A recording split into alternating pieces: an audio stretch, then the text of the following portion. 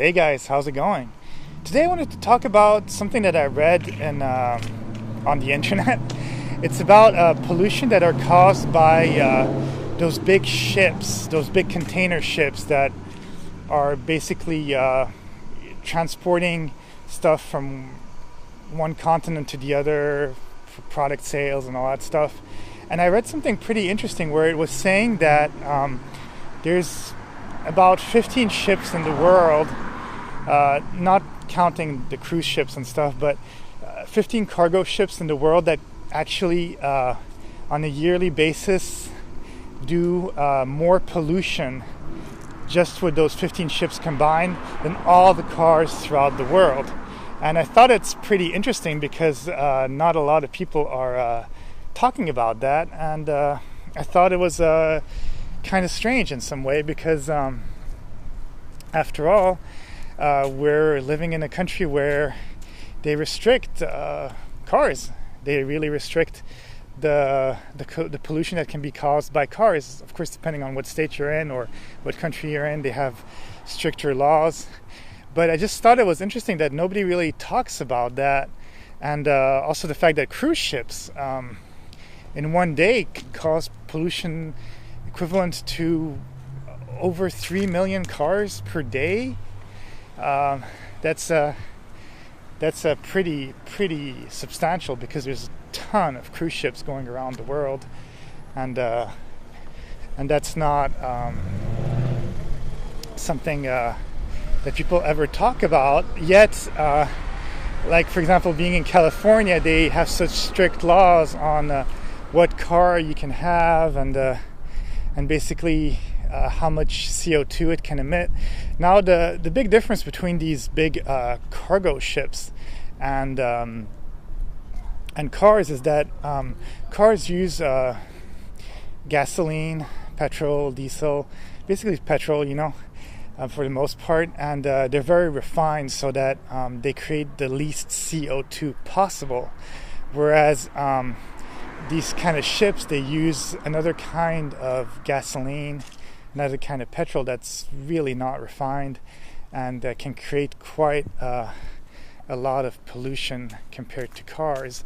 And I'm guessing because a lot of parties are involved where they make a lot of money. Let's say people who have the wealthy basically have a substantial amount to lose by not having these ships ship out these import-export things. I'm guessing they're kind of hiding it in some way. Although I read in that article, which was pretty interesting, that they've been changing the oil in these ships, and they've managed to create about 25% less pollution, and that with time they're expecting that they'll be able to do even less and less, and eventually they'll be green. But I just thought it was interesting, as somebody, for example, in Europe, they have these different ozone levels that they're allowing on cars, which basically means that most countries now have this law which basically says that you can't have a car that's more than 20 years of age. So anything, even if your car is working well, it's not allowed on the road, basically. And I think it's kind of funny because especially in Europe, a lot of places don't need as much cars because they have pretty great public transportation, yet they're trying to sell as many cars as possible to the population of these countries. And at the same time, they're giving them these super strict laws that are basically saying that if your car is older than a certain amount of years, basically 20 years, depending on the country, some countries have 22 years, 24 years, but now we're getting to a point where it's a lot of 20 years or above cars that are not allowed. And basically they're telling them, like, hey, okay, well, that's it. You gotta retire your car even though it's working well, and you gotta buy something new. And they're just kind of imposing that on all the people. And of course, again, it's the wealthy that are forcing that because they can get more money out of it, and they want to keep on being rich. And then the regular people, the regular population, is given all these commercials about cars and the beauty of having something new, and they're buying it. I've lived many years without having a rear view camera in my car, or whatever sensor telling me that I'm going to hit the car on the side, and it's been fine. And now we're kind of forced to in some way keep on buying new. And what's funny is that I have a pretty old car. Luckily I'm in California and I'm able to sustain that car. It's like a 30-year-old car here, and it doesn't break down that much at all. And what I like about it is that it doesn't have any of those fancy computerized components, so there's nothing to break. Everything's mechanical.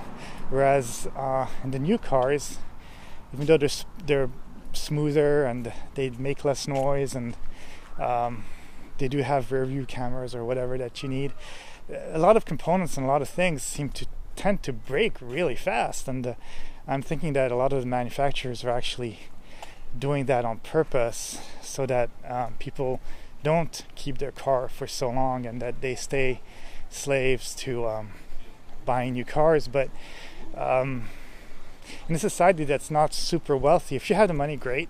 But at the same time, I think it's more important for people to put money in something that's like an apartment, like a condo, basically, not something that you rent like an apartment, but a condo or a house, or something that actually appreciates in value. Because when you buy a car,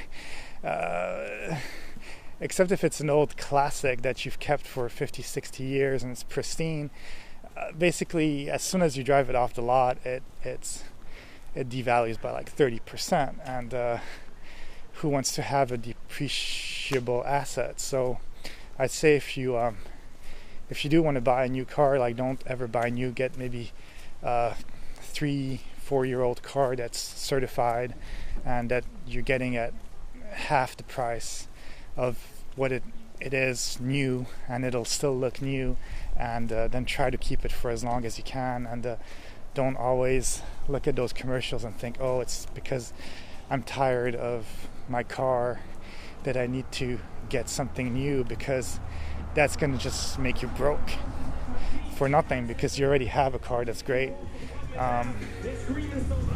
So yeah, that's basically my little rant. I just think that I think it's very interesting that they don't really talk about this kind of pollution, yet they blame it all on cars, whereas the ships, for some reason, actually create way more pollution, and they're not really talking about it too much. They're kind of keeping it under wraps.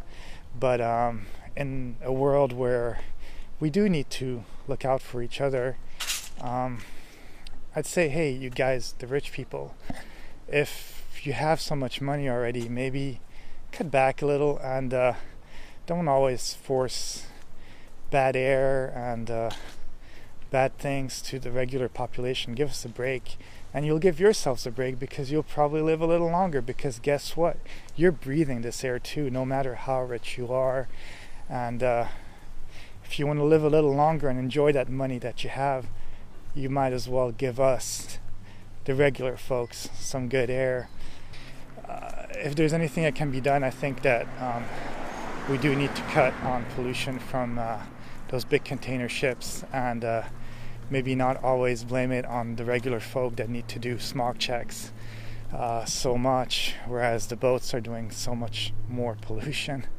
And just give us a break, let us drive the cars that we want to drive, but then cut back on the real things that make a lot more pollution. And of course cut on the cars emission too, because it is important that eventually we do go completely green, otherwise this earth is non-sustainable. Anyways, that's my little rant for the day. I just wanted to say, have a good day. Bye.